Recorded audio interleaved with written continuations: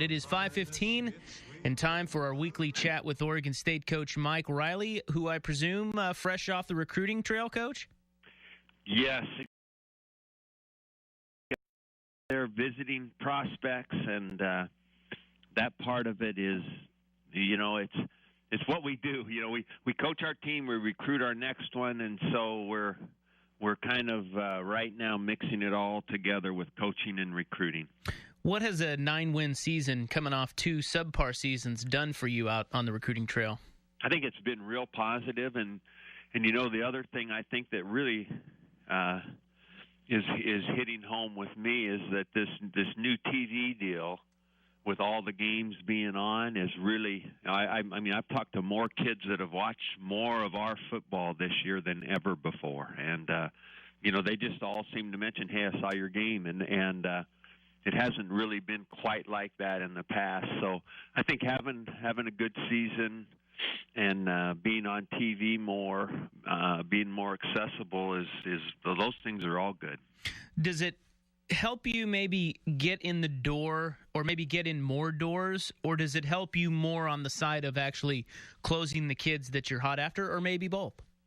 Well, I think that we'll find out more about that closing deal. Of course, we have our share of commitments right now, and so you feel good about that. But I think that I think number one, especially from kids from maybe not our universe, the West Coast, having a good season, beating Wisconsin, stuff like that opens doors, and then I think for some of the commitments we've had, it's probably been the difference in closing for them.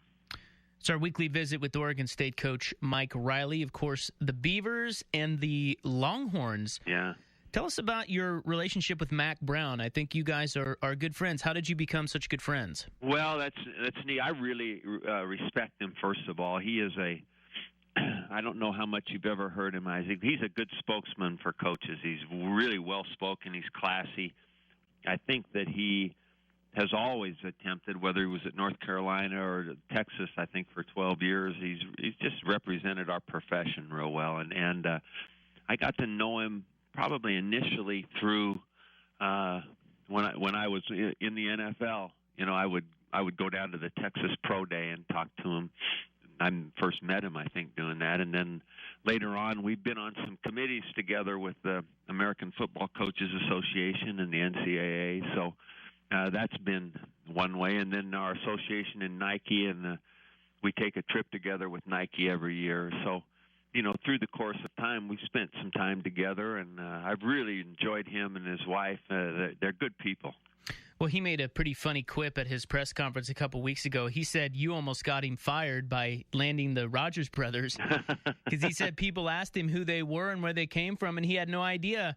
I mean, were the Rogers brothers really that overlooked, and how so? Yeah, isn't that interesting? It just shows you this is not a perfect science. All this recruiting stuff is hard, and the thing about it, remember, Isaac, there's 400 kids a year that signs major college scholarships out of Texas, most in the country. So you're talking about lots of players, and of course, every player is, they can't take them all. Texas can't get them all, and if you talk about Texas and A&M, if they take everybody they could, that's 50 guys a year. And so there's still TCU and Texas Tech and Baylor, and so there's lots of kids down there, and a lot of people just recruit a lot of times by the number. 6'2", 220. That's going to be our running back. That's what we need. 6'5", 280 as an offensive tackle. If he's 6'3", then he doesn't fit. And so a guy like James Rogers initially may be overlooked because he doesn't fit the numbers, and of course Quiz is the same size, and frankly we got Quiz. He was pretty highly recruited, but we got Quiz through the fact that we already had his brother. That was a big factor, even though we didn't take it for granted. We recruited him like crazy and ended up getting him, but he was much more highly known because, his junior year he scored 54 touchdowns, so everybody knew about that. So how many kids then will you visit in Texas, like, say, this upcoming recruiting season? Well, right now, I think we have, let me try to think here how many we have. We have a committed player from Texas, and we are actively recruiting probably at least 3 other guys. Okay. So, through the course of I've already visited one when I was down there for the press conference, and I'll see the other 3 after the first of the year. And so will playing Texas in Texas, assuming the game goes your way, is that tangible in helping with recruiting, or is it just something that can't hurt you? Oh, I think it's going to be a positive. If just playing down there. I mean, I went into this high school and there was a guy wearing an Oregon State T-shirt. Now I don't know how many Texas high schools you see that in, but and it wasn't the guy we were recruiting. It was another person in the school. So it was, I think this is real good for us, because we're not necessarily, we don't nationally recruit, but we have our spots, Oklahoma, Texas, a little bit in Louisiana, where we have some connections and contacts where we've gotten some really good kids. So, we go back there, and it's fun to recruit Texas. It's obviously good football, and the kids are well prepared, and we've had people that have really impacted our lives up here by recruiting Texas. This is Oregon State coach Mike Riley with us here on the Fan and Comcast Sportsnet every Thursday. I wanted to ask you, I know what I was going to ask you. It just kind of popped into my head on recruiting. With all these coaches jumping around, taking jobs, and leaving school. Tommy Tuberville literally leaves in the middle of recruiting dinner. That's a report, and then takes the Cincinnati job. I mean, is it what is the most common question that you get from kids? Is it, hey, how long are you going to be at Oregon State? Yes, it's a common question, and it comes mostly from the parents.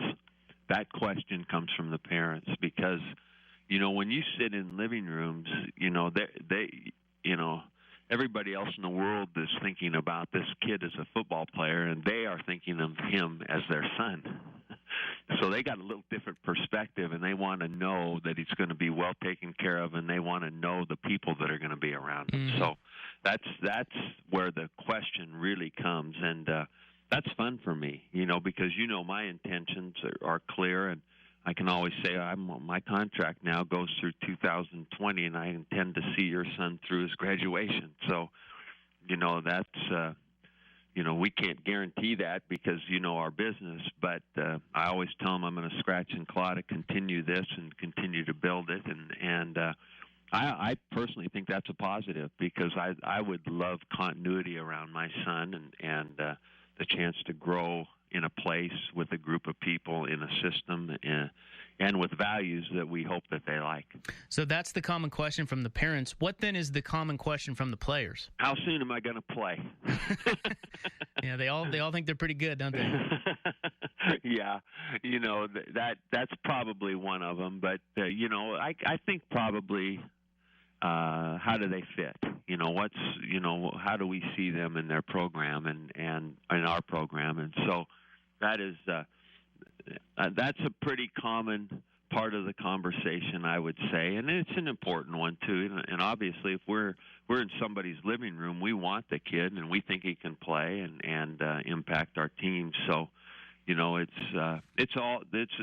they're fun discussions, and the home visits are really pretty special because most of the time, for me, that's the first time I've gotten to meet the whole family, and that's always an interesting time. Well, let's get to a couple of on-field things here. How are you handling the quarterback situation as you get ready for the bowl game? Well, right now, what we're doing is Cody and Sean are absolutely splitting time. They're splitting time with the first team, and they're splitting exact same number of reps in practice. And besides that, I'm watching it and looking at it, and I do think about it, but I'm not thinking about making a decision right now. I suppose early next week we will need to.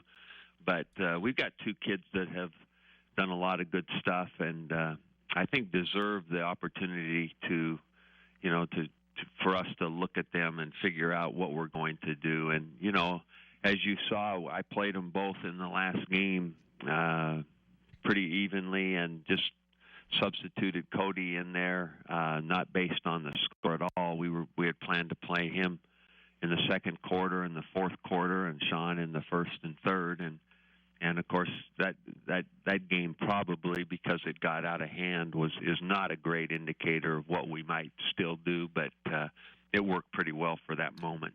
Now, will Fafita play in the bowl game?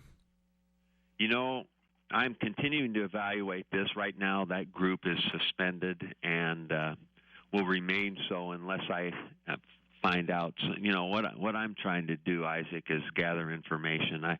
Our players were wrong and in the wrong place, and that's clear. And so there's consequences for that, and the immediate consequences are they're not with us right now, and so. Our plans are at this particular time to not have them on the team. All right, last thing I wanted to ask you about. I know it's been a tough couple days up here, but you told me that you addressed the mall shooting with the team. What did you tell them? Well, I told them, I said, that we're not in control. We think we have control, and we think we've got everything planned out, but things happen and bad things happen, and there's bad stuff that happens, and in the blink of an eye, life can change. So I encourage them to just embrace what they have and don't take it for granted. Whatever comes into mind there, your family, your mom, your dad, your grandmother, your team, the opportunity that you have, embrace it and don't take it for granted. That was kind of the message that just came to my mind, and I just felt I needed to say something about it. Good stuff. Well, hey, Coach, we'll catch up with you again here hopefully soon. Good luck in the bowl game if we don't talk to you before then, and thanks again for joining us. Thanks for having me on, Isaac. Thanks.